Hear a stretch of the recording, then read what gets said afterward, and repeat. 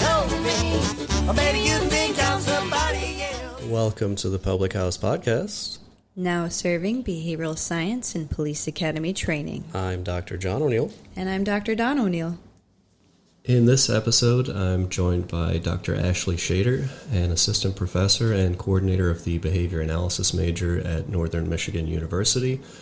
We're also joined by Special Agent John Fortunato of the FBI. He has 18 years of experience in law enforcement and is a graduate of the ABA graduate program at Northern Michigan University. Furthermore, we're joined by Supervisory Special Agent Leonard Opanishuk of the FBI. He has 20 years of experience in law enforcement and currently works in the Behavioral Analysis Unit at the FBI. I hope you enjoy this conversation. This is a panel discussion that followed my invited presentation for the Upper Peninsula Association of Behavior Analysis, which was sponsored by the Superior Health Foundation. This was a particularly interesting discussion for me because we had aspects of the academic sides and in between in Special Agent John Fortunato's experience being a part of the FBI and graduating from a behavior analysis program, and then we had the purely professional side from Supervisory Special Agent Opanishuk. So we were able to talk about potential parallels between the Behavioral Analysis Unit in the FBI and what behavior analysts may have to offer in that respect. So I hope you enjoy this discussion. The purpose of this panel is the applicability of the science of behavior analysis with respect to the performance management, especially with law enforcement. We're not here to discuss people's political views or to lobby for particular causes. We're also not here to discuss any open or ongoing investigations. We won't be able to answer any of those questions. So please, again, be very respectful of everyone in attendance. And if you do have any questions for the panel that are going to be relevant to the discussion, please post them in the chat function so we can try to attend to them towards the end of the discussion. All right. So I will pass the baton off to Special Agent John Fortunato to introduce himself. Hi. Thank you all for attending today and giving us the opportunity. Dr. Shader and Dr. O'Neill, thank you for doing the work you're doing and trying to expand ABA's role into law enforcement. When I heard that Dr. O'Neill, his work with New York State and law enforcement in general with the academies, I was excited because when I first came in, let me give you a little background first. I am a special agent for about 18 years now, and I worked national security matters for 5 years, and now the last 13 years I worked violent crimes and what we call Indian reservations. So we're responsible for those territories in the United States. And I'm here in Marquette, Michigan, working the Indian country of violent crimes. But 4 years ago now, I started the ABA program at Northern Michigan University. And one of the things that I did when I first started, I did two things actually. One, I spoke to the professors and asked them about ABA's involvement with law enforcement because I was interested in knowing how it would apply to my job. And there wasn't a lot of research out there. So that's why I'm excited about Dr. O'Neill's work now.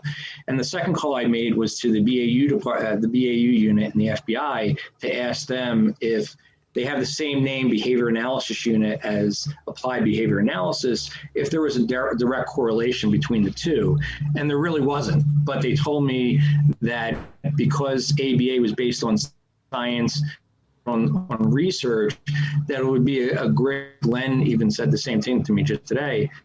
Probably every course that I had, I always tried to look at how I could use this in my daily job. The difficulty I had was there wasn't a lot of research out there when I'm doing literature reviews to really understand how to apply it to law enforcement work. So the challenge was for me to figure out how to use it in my everyday job. And I'm going to ask that same challenge. I asked Len Alpanishuk, who is a supervisor special agent with the Behavior Analysis Unit, and I'm going to let him introduce himself. But I'm putting a challenge out there to the students that might be listening to this or other ABA professionals. It is not my job, well, as an ABA practitioner it is, but it's not Supervisor Special Agent Alpanishuk's job to figure out how ABA fits into law enforcement. It's your jobs to because you know the science of ABA, to think of how we can serve law enforcement and criminal justice, and use this forum to explore some of those ideas. And I look forward to hearing some of your questions, and I'm hoping we could have a great dialogue about future opportunities. And I asked specifically for BAU today because every time we speak at a university, one of the first, or even just in general, one of the first questions we get is about the BAU unit and the work they do, because they've watched Criminal Minds, Silence of the Lambs, a host of other movies where we use the term profiling, of course, criminal profiling, and they're excited by that. And in ABA, that might be a motivating operation, a setting event, but I'm hoping to bring that and leverage that today to get the people listening excited about it, and hopefully have some of you pursue a career in that type of work in law enforcement. So, and bring those skills with you. So without further ado, I'm going to ask Len to introduce himself.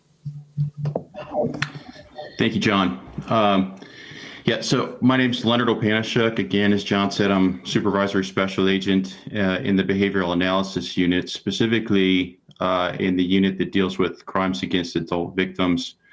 I've been in the Bureau for about 20 years. I've been in the unit now for about 5 or 6. Took me about 14 or 15 years to get there, and here I am. So I'm a little bit of the outlier here because I don't have any really direct experience with ABA, and I've done a little bit of work to kind of try to bring myself and familiarize myself with what you guys do. And so I guess I'm kind of here to go over kind of what we do from our end and how we look at human behavior.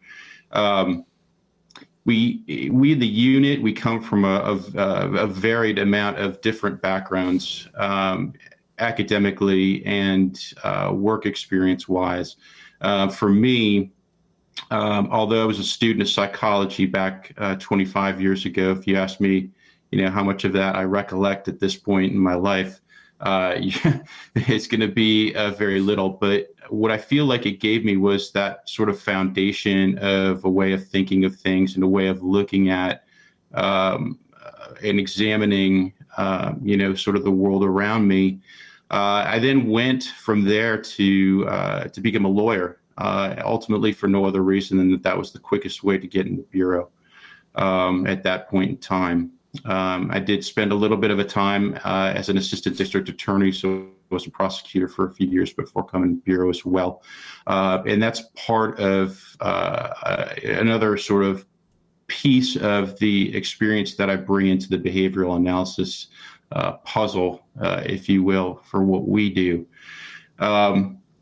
Again, as John mentioned, you guys have probably all seen some form of popular media in terms of how we work in our unit, or in theory, how we work in our unit. But we talk a lot about myth versus reality, and the reality is actually quite different, as you can imagine. What we're known for classically over time has been what we would call like the profiling part of it, the unknown subject profile of that serial offender, that sexual offender, and looking at the examination of the crime scene and the autopsy reports and the police reports, and extrapolating what we can to come up with this sort of composite picture of who the offender might be. And that is kind of the sort of popular idea of what our unit does, but the reality is actually quite different. And we don't do that as much as people think that we do. We actually use behavior to accomplish quite a few different tasks beyond that. But just to go into kind of how that process works, what we're doing is studying the crime scene. And what I refer to as the crime scene is that dynamic of behaviors between the victim and the offender. And from that, we're trying to understand what behaviors the offender is bringing to the table. We do that by looking at the long history of what we know about the victim and their behavior and how they would react and interact in certain situations, and then extrapolating out what the offender was doing at that time. From that, we try to look at the behavior in terms of understanding the offender's entire personality. Once we kind of understand what that personality makeup might be, we can do and recommend and make recommendations differently for investigative strategies or potentially interview strategies for that individual. So to that end, what we do a lot more of, in my opinion, is we engage with identified offenders, with people that we know who they are. And we're either trying to develop a interview strategy for that individual, or we're trying to develop some type of human engagement with them, we would call it, or potentially some type of messaging for the media. So we're looking at the individual personality characteristics and looking at how a person might respond to a given way of interviewing them or talking to them or speaking to them, and trying to understand what they would be receptive to, what kind of messaging they would be receptive to, what kind of environment they would be receptive to. We're looking at what kind of language can we put into, for instance, a media release that the public might be receptive to. How can we shape the public's response in a way that is going to create a situation where they're going to call in tips into a given event? Can we reach people? What language can we use, and what can we do to reach people that are around the offender who might know that offender, and can we create a response from them? A response meaning maybe they call in information about the person that they're associated with. We're also in other units engaged in things such as developing potentially threat management plans, or we're looking at how people behave online or in the cyberspace with technology that can be actually quite different from how they behave in the real world, and trying to understand that and how that impacts some of the casework that we're tasked with consulting on. But that's kind of it in the nutshell. That's sort of the nutshell of what the behavioral analysis unit does. Again, we're bringing that knowledge of human behavior and the experience that we have, in addition to that, in the law enforcement realm, to bear on these cases, in trying to see how we can craft strategies to be more effective. Great.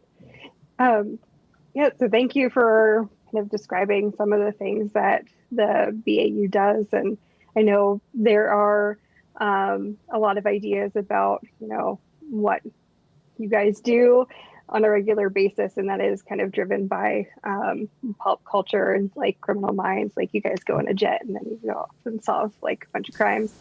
But that is not potentially the case. But I think yeah, you do have a jet. But the key takeaway there is the study of human behavior. And there is an overlap between, what we do as behavior analysts and looking at some of those setting events. What are some, for the behavior analysts, and the motivating operations that we can put in place that, help evoke particular behaviors but not only from, let's say, the potential like subject or the person who potentially engaged in the criminal act in this case, or from individuals that have maybe or witnesses to that or know information would like to come forward. So, but in general, studying behavior, which is the best part about it, right? So overall, for the panel, we'll pose this question first. Where can the fields of ABA and kind of criminal justice really intersect in terms of policing or forensics and investigations in general? What are your thoughts? Well, I can start. I think the work that I and my team have done, I see as sort of the foundation for much more complex behavior analysis within law enforcement. So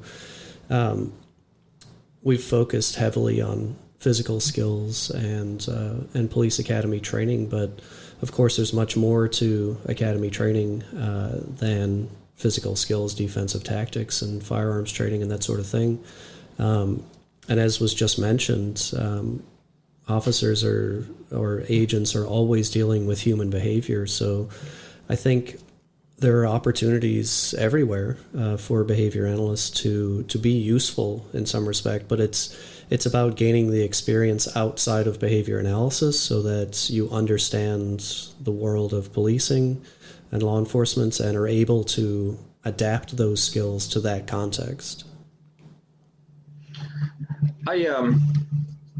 When I did get into the program, one of the first books I even took it out today just to have it handy. It was one of the only books I could find called Behavioral Approaches to Crime and Delinquency, and I had looked at that book and some of the areas I was trying to see if there was any research that was of interest to me or useful to me. And what I noticed was the book was from 1987. So there was work. I know there was work back in the 60s and 70s and probably petered out in the 80s. And for some reason, there was this disconnect between ABA and law enforcement or behaviorism in law enforcement. I'm sure there was research going, but it wasn't at the pace that it was back then, which was an exciting time, I would imagine, for them.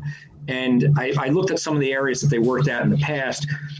Probation and parole, group homes, like I think Teaching Family Homes was based on a behavioral model for juvenile offenders. Corrections, police patrolling, they looked at investigations, school programs, drug and alcohol programs, and a lot of work with sex offenders and a lot of work with crime prevention.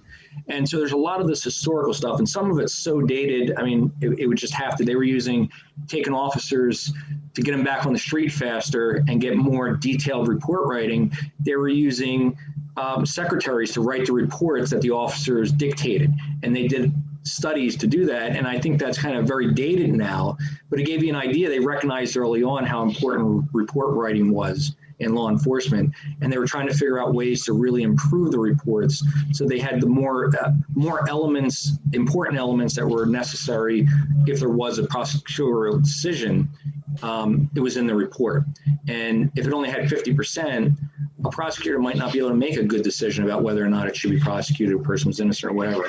So that was important. And that was one example of some of the work they were doing back in the 70s, which I found interesting. But there's a paucity now of that research. But I think in the 18 years that I've been in law enforcement, I have never once heard one officer, agent, or investigator, or detective say, maybe we should get the opinion from an applied behavior analyst. They say a social worker, they say a therapist or a counselor, because that's what's out there in the community. And we use in law enforcement, we use their lingo also. I mean, how many times I've probably spoken to someone in mental health and they use terms like defense mechanism or something we don't really focus on in ABA. And that is one thing. If we social work right now, if I didn't mention this, I'm in a social work program right now because I want to apply behavior analysis when I leave in a clinical setting, and I'm working on my social work degree. But one thing I noticed with them is, as part of their core values, they have social justice, and they have this whole push for social workers to be advocates. And what that means is an advocate role, you're getting involved in policy, you're getting out there and trying to make changes in the system and at the society level. And that's what I would encourage ABA to look for in the future, is getting more involved at those societal level changes and showing what ABA can do at the society level. Maybe we start at the individual level, working in smaller organizations, demonstrating what we do, or what ABA can do for those organizations. Proof is in the pudding, like Dr. O'Neill is showing with those training. And then when, as I think you mentioned at the beginning of your presentation, the people of influence, the individuals that have influence to make changes can start to incorporate ABA, and we'll see a growth.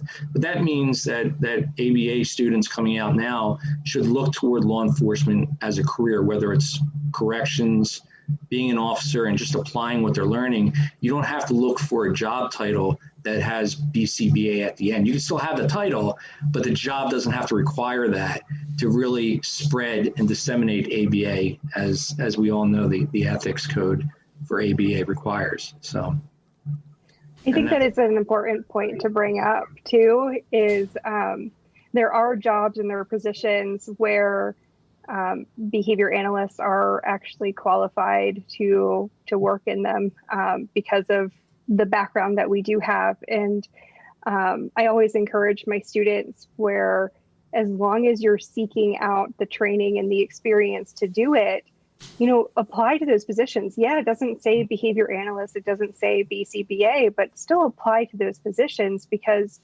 the proof of whether you're qualified for that job or not is going to be in that experience that you've had.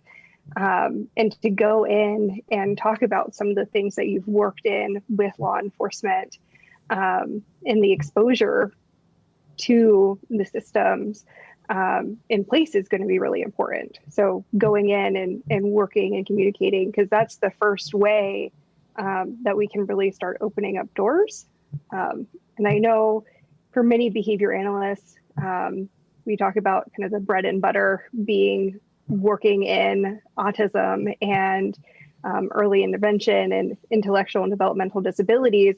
And my poor students who are in the room have to hear me get on my high horse about this all the time, where behavior analysts do serve a purpose beyond just that. And what kind of, I think, shapes whether or not we are sought after for other positions is because of, insurance mandates. And right now, autism is a big one because it is mandated by insurance to cover applied behavior analytic services. So a lot of practitioners go, of course, in that area because that's where the money is, and not necessarily exploring these outer areas that are underserved populations or kind of these bigger social areas for improvement too, and really working in there to make a difference, because our experience and our background, I think, is a valuable addition to some of those. Yeah, and to one of John's points earlier, I think and to yours, Dr. Shader, is I think the BCBA certification has sort of been a blessing and a curse for our field. I don't know what year it came about, but I would venture to guess that back when those studies were being conducted with law enforcement back in the 70s, a BCBA certification was not a thing. So those researchers would have had a behavioral background and education, but they wouldn't have necessarily called themselves behavior analysts, and they wouldn't have been by default working in developmental disabilities or with kids with autism or all the things that we're well known for having funding for. So I think a lot of researchers back then were reaching out into other fields and were more likely to do that because they didn't have the funding that's readily available nowadays. So again, I think it's our certification is sort of a blessing and a curse in that respect, because that's where the money is and that's where the funding comes from. So people are less likely to reach out into areas where there isn't an established source of funding for research in law enforcement for behavior analysts. If I may, I was just going to add to, I think that the skill set that you guys have, in some ways, if you're interested in a career in law enforcement or in the FBI,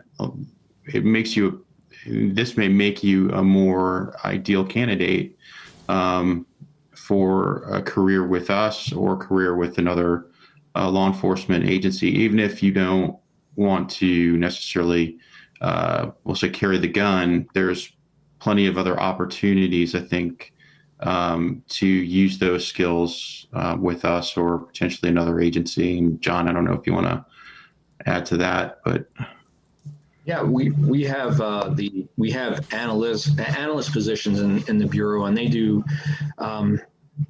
casework where they're reviewing cases, providing information, studying patterns of crimes in communities. Basically, we have 56 field offices around the country. And we have analysts in all those offices, and they have different jobs, but each office has a territory. So one of the main jobs that they do is look at crime patterns. Of course, ABA studies behavior patterns, but they're looking at very similar data.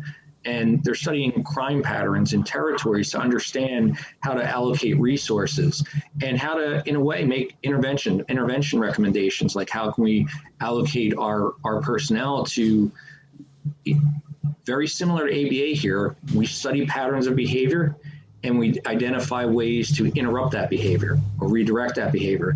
Sort of the same way with crimes. You see a crime pattern occurring in a community or in a territory, you want to try to interrupt it so that you can, whatever it is, reduce victims, reduce loss, increase public safety. Same concepts, and it's a lot of data. It's data driven, just like ABA is. But I don't see anyone with the BCBA doing that work right now. There might be, but I haven't seen one right now. So I'd love to see one. So. And the other work, and there's other work too. We have so many different positions in the Bureau, a police department, even an officer or a corrections officer working in mental health in a correctional facility, probation officer. I think BCBAs would make excellent probation officers, because what do they do as probation officers? They're trying to control, contain, mitigate the behaviors of the offender and try to give them the best chance at successfully reintegrating back into the community. And I can't think of a better training than ABA to try to increase performance, right? The socially acceptable performance. We want them to try to graduate that probation program. And so Special Agent Fortunato, I know earlier, and we've talked about it a little bit outside of this too, but you spoke about ways that you like to incorporate your ABA experience and the education you received into your career. Can you give us some examples and ways that you've done that you wouldn't have in the past prior to? I shifted uncomfortably in the seat because I'll share something with you. While I enjoyed talking about ABA over the last 4 years, and I still do after graduating program, I think my coworkers in the office got tired of me talking about ABA. Most of the reason, probably the biggest reason, was because sometimes I used terms that they didn't understand, and we're so programmed to use these terms in the program in ABA. But it was great training for me to understand how ABA might apply in law enforcement by bouncing some ideas off them and seeing if I could, one, understand it myself, what the behavioral mechanisms were, and then two, trying to get them to understand it from my perspective. But I think a couple of them just got tired of hearing me talk about it. But a few things that were unique, and Len, I hope you can maybe expand upon this a little bit. We talked a little bit about it yesterday. We talked about the idea of the big thing with ABA was understanding the person's history. And one of the things that we have in law enforcement that we rely on a lot is the permanent products. People who don't know what permanent products are, it's just something that's like a record, a report, a police report, a person's criminal history. They're all permanent products that we can try to start putting together like informal assessments on a person's behavior. But that is how we can really look at a person's history, and their history, past behavior, is one of the best predictors of future behavior. And in our office, and I think law enforcement just in general now, threat assessments of people that make threats talk about violence, whether it's a concern about a school shooter, whether it's concern about someone with some type of mental health issue, making statements in the community that's scaring the community, and there's a fear about targeted violence, is a big issue right now. And I think everyone is looking for answers on how to handle that, mitigate that threat, and really assess if that person is really a danger, or if they're just saying things because for whatever reason. That's a real challenge. And when you're trying to make those assessments, that history that we do, the functional analysis we do in ABAs, it would be helpful, but it would be an indirect functional assessment, because we can't sit there and watch the person 24 hours a day. We may not be able to talk to the person because they may not want to cooperate with us. So trying to draw out an understanding of their behavior and the threat and the capabilities and motivation is challenging. And I know there's an entire unit in BAU that does just that. Yeah, that's absolutely correct. And, I think one of the things when you mentioned, like, looking at that person's long record of maybe it's police contacts, maybe it's their criminal history, whatever it happens to be. But when we're trying to, develop an approach to a person because we want to interview them, let's just take a simple interview. And we don't think of, I should say, we don't think of interviews as interrogations. We've gotten away from the interrogation, piece of this, and we focus more on just interviewing a person. It's looking at the long history of that person's contact with police, what their attitudes and their beliefs are towards, that stem from those contacts, how they may portray themselves, for instance, on social media, or their outward-facing portrayal of themselves, publicly, versus how they may exhibit behavior privately. It all feeds into how that person really wants to be spoken to. What are they going to be receptive to? Even down to the point of, is that person going to be receptive to an interview in an interview room? Or are they going to be receptive to an interview in a softer environment?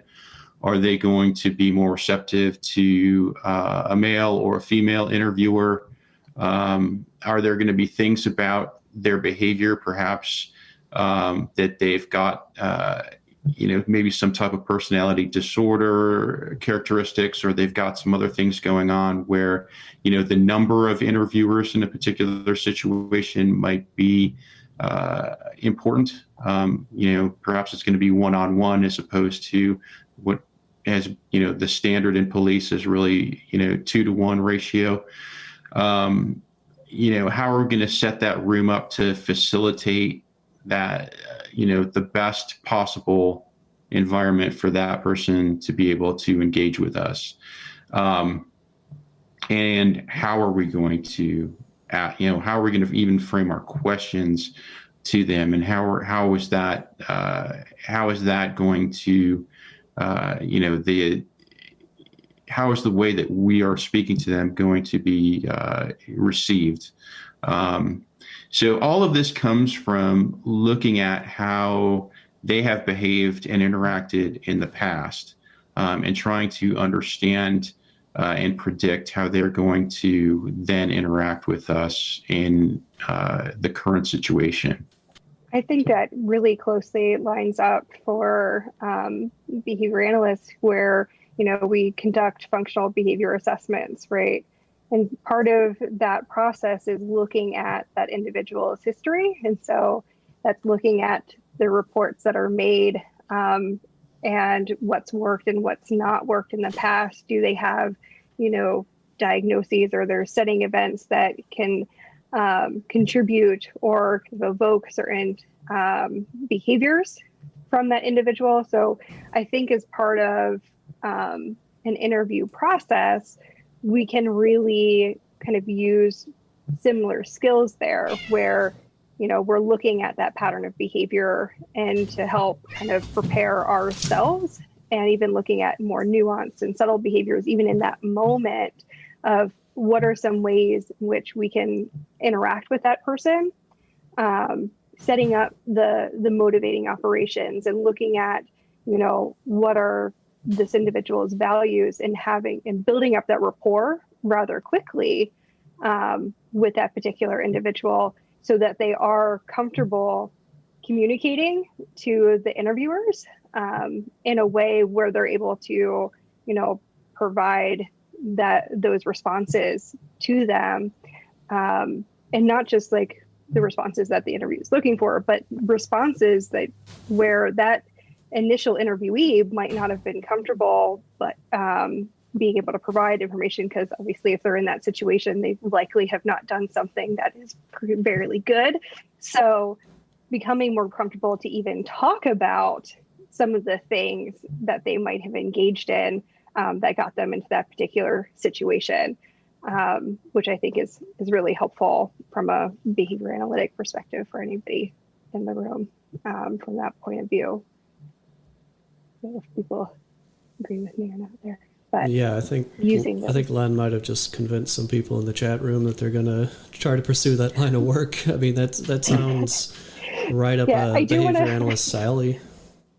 Yeah, I do want to put like a little asterisk on that. Again, anytime you're working with individuals that have a high verbal repertoire that we do, you have to be really good at advanced verbal behavior and understanding advanced verbal behavior and how to analyze that as well, and how to work with someone within that respect. Because the simple verbal operants that Skinner posed aren't really going to help you in that situation, but understanding what that person might be in from like a relational frame theory or acceptance and commitment training perspective, what that even might look like and how that can be useful and beneficial within an interview type situation.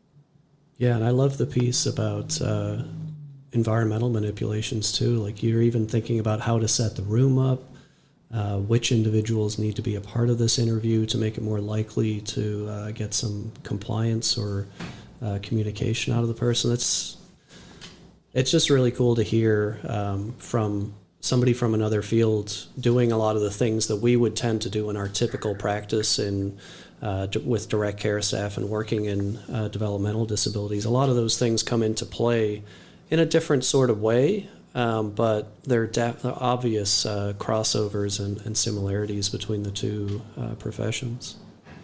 So, sorry. I was just going to add that, I guess the important thing for me is like the issue that I've seen in law enforcement over the years is with regards to interviewing, and I've been guilty of it myself. I'll put that right out there is, we find that one thing that works and it works in one particular occasion. And with law enforcement, sometimes we get in the habit of doing that one thing over and over and over again because it worked for us a few times. So, we keep with it.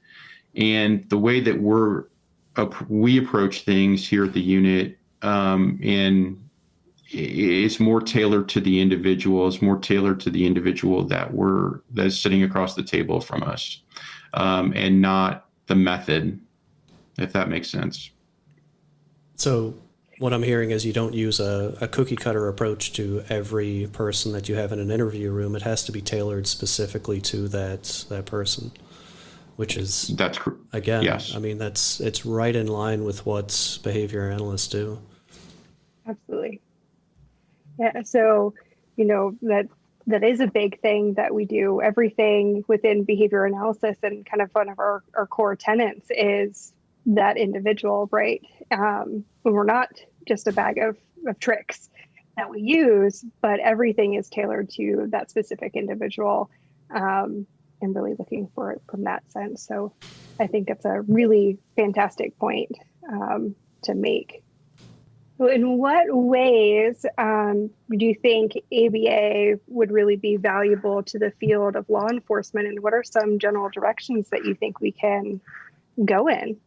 No, I was looking at the chat board and I saw that that Dr. Dar had just made an important I think it's a great comment, and I think it kind of it shows how the science of ABA kind of limits a little bit of how of ABA not being able to make inroads in criminal justice.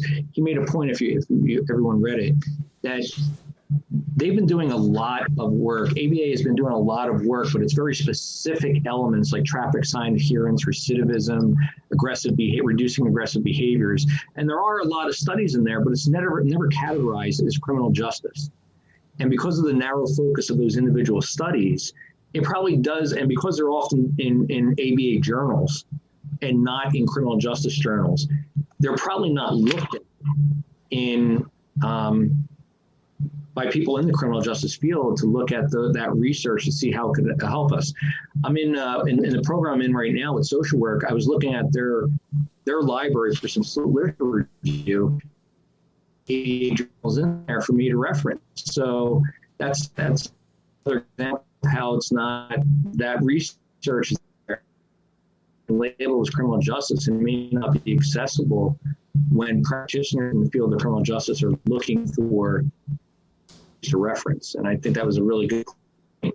I didn't know it existed in a criminal justice program undergraduate. I hadn't heard of ABA back then either. I think there's a really good to bring up of dissemination of our field in general is one, we sometimes tend to stick to our own when we're publishing, so not many people get to hear us or what we actually do. But then we don't necessarily advertise and kind of adhere to another discipline. So if we're writing for a different journal, let's say for a criminal justice journal, for like the Journal of Policing or police chiefs, then we're going to tailor even our verbiage, and we can probably get into that in a moment, to that population, because that's what they're going to understand the most. And how you make friends and play nice anyway is to use language that the other population is going to understand and know. But I think at times we also tend to drop off the fact that we're a behavior analyst too. And that could be to our own detriment in some of those areas. Well, I can say that our firearm safety studies were not published in behavior analytic journals. And we did that specifically because we felt like if we published in behavior analytic journals, it would only reach behavior analysts. So we ended up publishing in a journal called Applied Ergonomics, which is, at least in the circles of people that we work with, is a much more accessible and well-known journal. And it also gets our behavior analytic work spreading outside of just the handful of journals that are associated with behavior analysis. So I think it's something that doesn't really happen as frequently as it should, and that is behavior analysts publishing outside of their own field. And you do have to change the way you talk about things, but it's often not that difficult to do so. You just don't use the technical terms. You have to translate them into language that's acceptable in that particular journal or in that particular field. But that's something you have to do as a behavior analyst working in policing and law enforcement in general. You don't run around throwing out technical terms that officers or trainers aren't going to understand. You have to be able to translate those into everyday language that's easily understood. Maybe I could ask Len if you could expand a little bit about BAU's research work, because one area that ABA does, one thing that ABA practitioners do is they take existing research and they try to conceptualize it into ABA terms, into ABA science, the science of learning. So could you just talk about, and I just want them to know, the students that might be listening or other practitioners, that if they were to take some of the research that the BAU put out there and try to translate that into ABA, behavioral principles of ABA, it would help maybe bring that type of work into our field so then we can build on it. So could you just talk about the research in the BAU unit? or the process for that?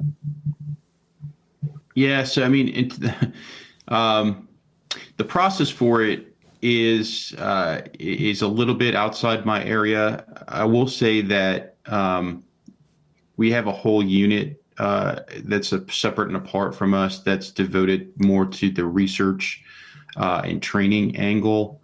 But what I can say is that we do some fairly extensive research across the BAUs, looking at different questions that come up as a result of the work that we're doing.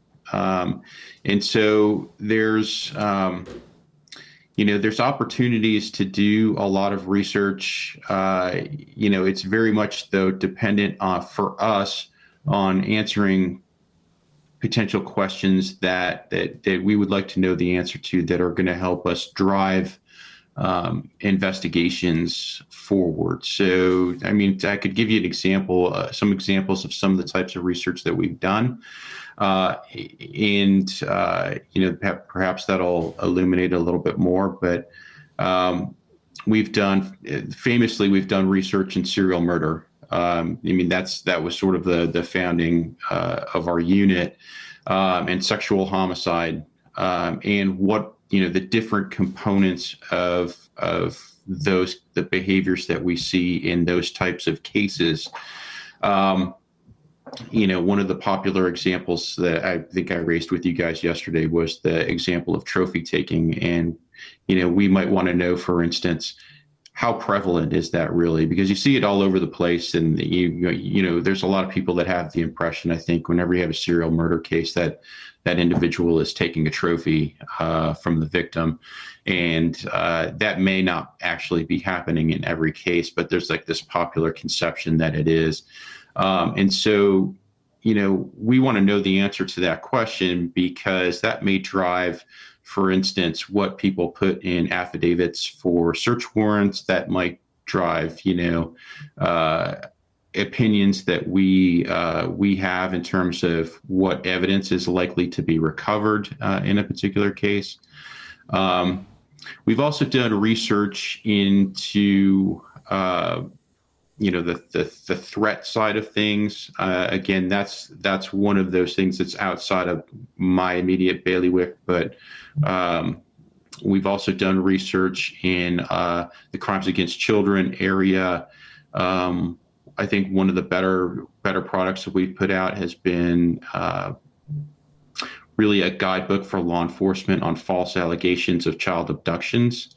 And essentially, it's a tool for a law enforcement officer who, if they have a situation of a kid gone missing, they can look at this and get an idea from the research that we've done what type of case they are looking at. Are they looking at a real child abduction, or are they looking at potentially a false allegation?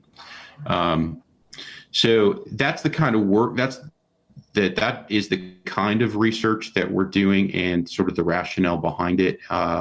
It's all done to answer questions as they arise in cases where we might not know the answer. And it's all done with the idea of driving investigations forward, and maybe even being a bit proactive with things that are kind of on the horizon in the criminal justice realm.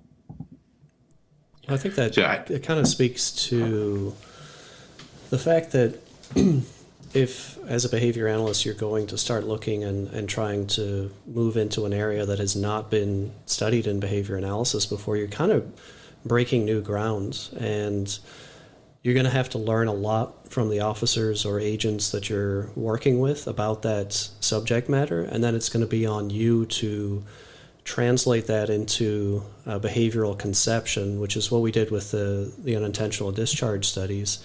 You're going to have to translate all of that and make sense of it from a behavior analytic perspective, so that it aligns with all of the existing knowledge and evidence in law enforcement. So that's the challenge, because so little research in behavior analysis has been done in collaboration with law enforcement. There's not a lot to refer to when you delve into the literature. So a lot of the times it comes down to translating it yourself and making sense of it from a behavior analytic perspective.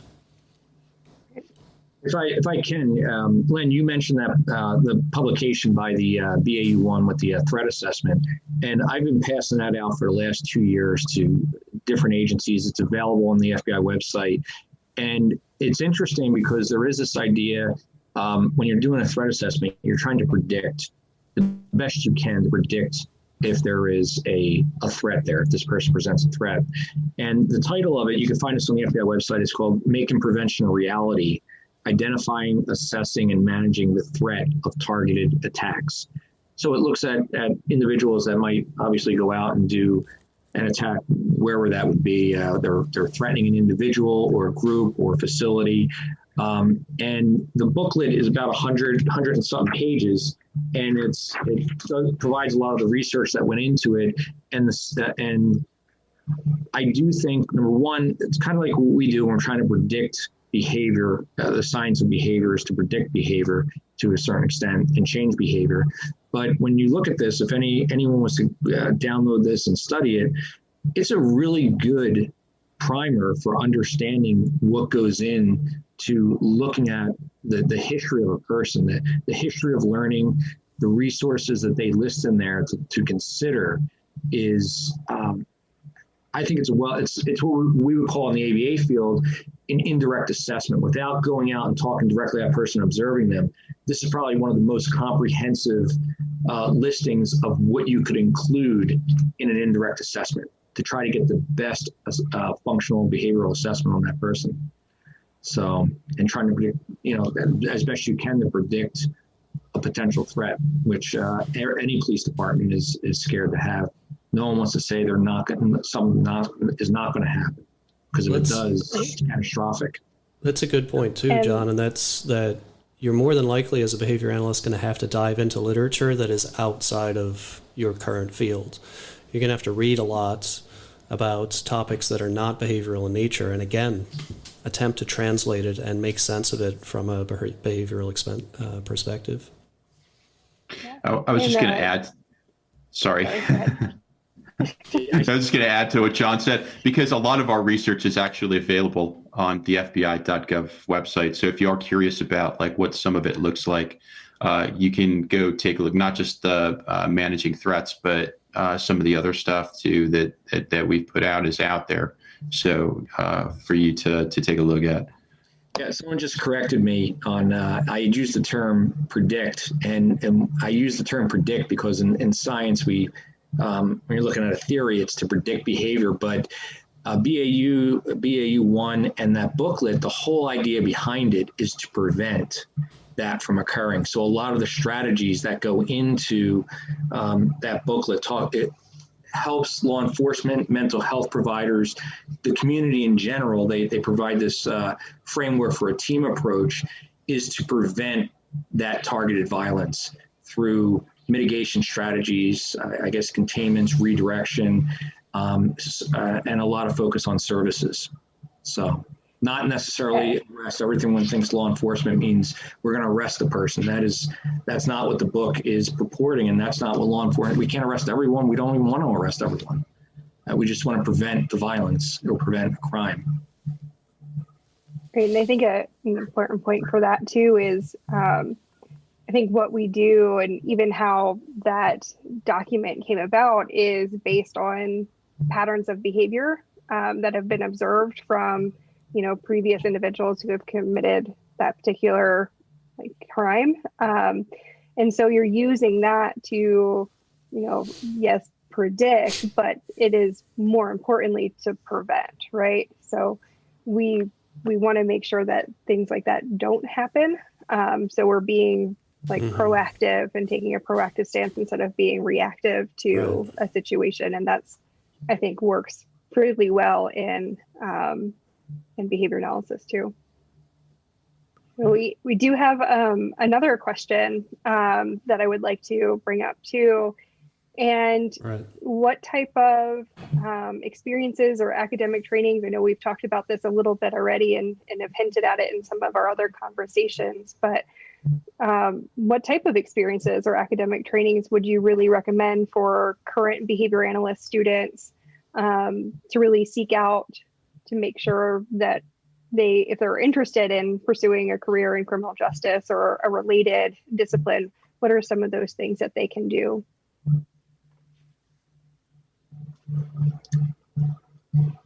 I'll let you go with Lynn again. Okay, I was just going to say that, I mean, there's, I think with where you're at, you're pretty well set up for it. If you were interested in doing more, you know, and you're interested in the law enforcement piece of it, so the critical thing for me is getting that actual law enforcement experience. And that can be done, I think, in a variety of ways. Doesn't necessarily mean you have to be, you know, a police officer or an FBI agent. But you have to, I think, in order to really understand working or, you know, doing that work, you really have to be inside that world a little bit. And I say like an important piece of what we do in our unit. I mean, we're geared towards research and training. Obviously, our academic backgrounds are important, but that life experience part of it, that work experience part of it, it plays a really significant role. So for me, like I said, I mentioned at the beginning, it's, you know, I came into the Bureau with a law degree and having been a prosecutor. And for me, that's another way for me to look at, another lens for me to look at cases, even to try to understand, like, you know, behavior. When you talk about having to potentially sway a prosecutor or change a prosecutor's behavior in a given case, you might have to talk to them or try to relay information or convince them of a certain thing. I mean, there's a whole way of, you know, that part of experience that I bring into it that I can kind of talk on that level. Sure, absolutely. So one of the things I was thinking about earlier is, you know, kind of the ethics for behavior analysts, right? And that, you know, operating with integrity and operating under competence. So it's really important to, you know, get the, you know, for some of us, we kind of fell into it. I know Dr. John O'Neill had, by happenstance, I think, fell into the area of law enforcement, and that's why he's done a lot of work in that area. And it's kind of been similar for myself, but I grew up in law enforcement. My father is a retired disabled police officer, significant other who is in law enforcement. So you have to know, sometimes it's nice to know people to be able to get your foot in the door. But when you do have those opportunities, and I think Dr. O'Neill brought this up earlier, is, you know, having that shared mutual respect. And that's the way that we create some of these opportunities too, of if you do want to work in those areas, is say hi and ask if you can help in any way, and be able to say, like, I would even be interested in going on ride-alongs with you, and just develop a working relationship. If you're starting off and you're brand new and you don't necessarily have the background that I do with law enforcement, but using their terms and not, like, I harp on my students with this all the time, like dropping the jargon. We don't do it with families and parents and caregivers because they don't understand what we're talking about. So why would we also do it with other individuals that we want to work with, like law enforcement? We have to be able to communicate, but also learning their terms, learning how they communicate and talk to each other. But you have to get experience and not be stuck and stubborn in those ways where you don't have that give and that willingness to work together and collaborate. Yeah, I would say as far as getting involved in police academy training, perhaps one of the best ways would be departments often hold something along the lines of a citizens academy or a citizen experience day.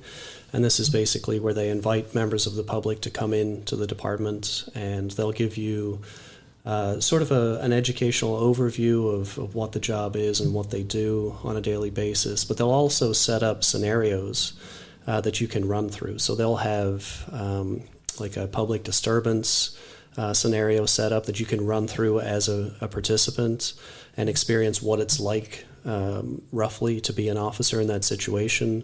One of the departments set up a traffic stop scenario that goes south, and the person in the car ends up firing a simulation gun at them, and your responsibility as part of the scenario is to respond as a police officer. So it gives you a really stressful experience, and you get to see how quickly some of these things can unfold for officers, which I think is a really valuable lesson and experience for members of the public to go through. So if you have that opportunity in your area, sign up for one of those citizens days and talk to all of the officers as you're going through it, and maybe you can establish a relationship with them, because the people who set those training days up are typically the trainers from the academy. So you're getting to know the people who are part of the police academy, and I think that's a really valuable way to start relationships and to learn about the field as well in the process. Just to piggyback on that, I think if you're a student, one of the things that you might look to as well is an internship. Some type of internship program. The Bureau offers a ton of them. Other agencies do as well. That'll give you maybe a pretty good exposure into the law enforcement world as well. Absolutely. And just if anyone is interested in coming to the Bureau, we have our website, fbijobs.gov, and you can look up special agent. And we actually are looking for certain degrees, because I think the Bureau is recognized, and I don't know the exact reasons behind it, but I understand that we're looking for certain talents, biology, chemistry, engineering, looking for they also look at general skills. So like a criminal justice degree would be considered a general degree. It would fall when we're an education major. That's kind of grouped all in the same category. But I think law enforcement starting to look more, and we're probably going to see more of that in the future, where computers are a huge part of what we do. Forensics training, if they're going through criminal justice physics, and that might be hard science, would be something we would look at also. And then we look at other degrees like accounting and law degrees, because it's a specialty field, and we are, we operate under the law, the court. So we have to have a good understanding of that. And financial crimes from accounting and that complex thinking. So think in terms of the complex think goes on that you learn in these degrees, and that's probably part of the reason for it. Like I said, I don't know the exact reason. I'm going to take a different direction. I happen to be doing research recently, developmentally delayed children with autism, and virtual reality programming is law enforcement encounters that they might have in law enforcement.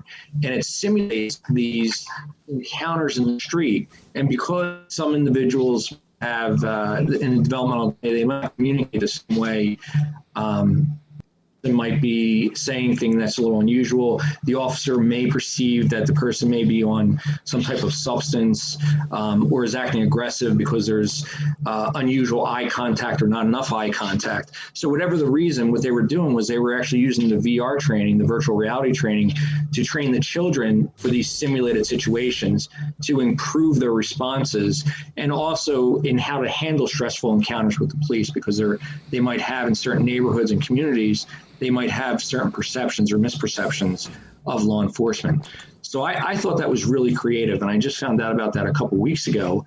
We're talking about using technology to some extent that the mental health professionals that were working with them, I don't think they were behavior analysts though, could actually control the encounters through their iPad. And they could make it an aggressive encounter, a mild encounter, just a friendly hello or greeting, and they could monitor the child's reaction. And that's using technology in a really creative way to train social encounters and behavioral skills, social skills. So I put that out there. It was a little bit different from what you asked, but I thought that was a creative use of technology. In this case, teaching the public, but that's another opportunity for teaching law enforcement. We use similar things for shooting scenarios in law enforcement. I was going to say there's a handful of companies, one of them is Vertra, who are developing use of force scenarios. And I could see behavior analysts working in conjunction with law enforcement to develop those scenarios and to test them to see if they are effective. So yeah, there's a lot of upcoming technology and opportunities for behavior analysts to get involved. But again, it's about establishing relationships and connections with those folks who are developing those type of technologies. I can see the virtual reality being used with officers to learn de-escalation strategies.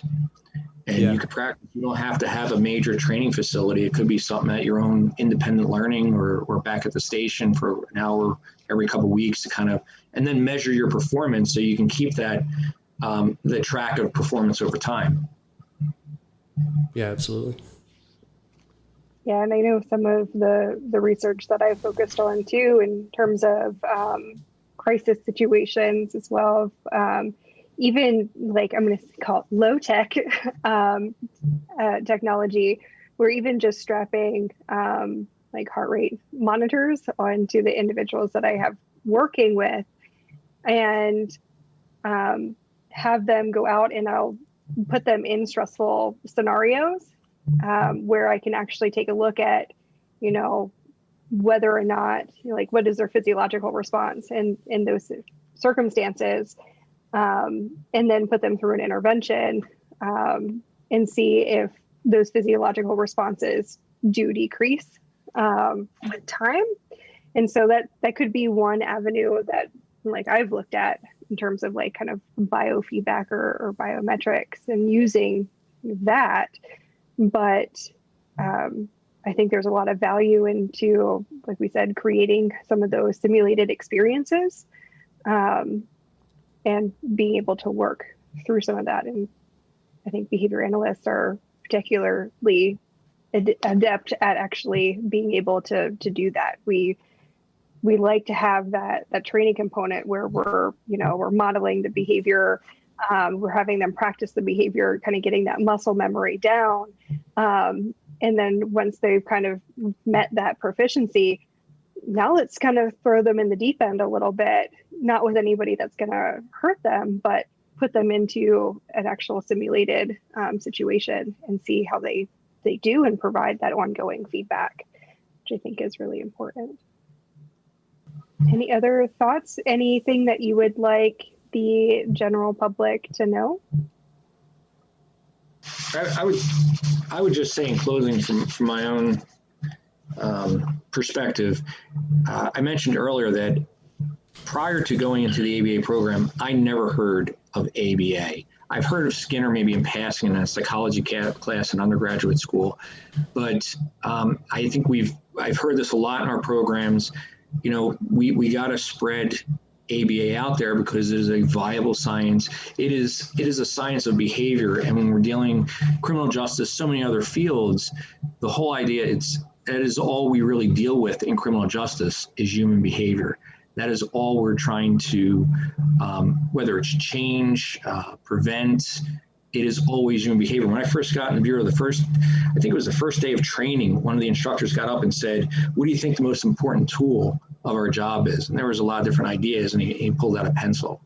And he said, it's your ability to talk to people and get them to tell you the information you need to solve the crime, because most of your work is going to be getting people to trust you and tell you what happened. Now, yeah, we do have computers, but still most of the time, especially when it comes to violent crime, the most catastrophic of the crimes sometimes, financial crimes are horrible, but having someone lose their life, lose their innocence, assaults, those are some of the most catastrophic events, traumatizing events in a person's life, and we want to try to prevent those, or at least hold the people responsible so they don't hurt others. And almost all the time, some of the most important evidence that we collect and the direction for the investigation is collecting information from witnesses or people involved, or the interview with the subject itself or the victim. So I can't stress that enough. Understanding human behavior, being able to talk to people, to interact with people, to get them to trust you, is key. So any research in those areas will never be wasted, in my opinion. So.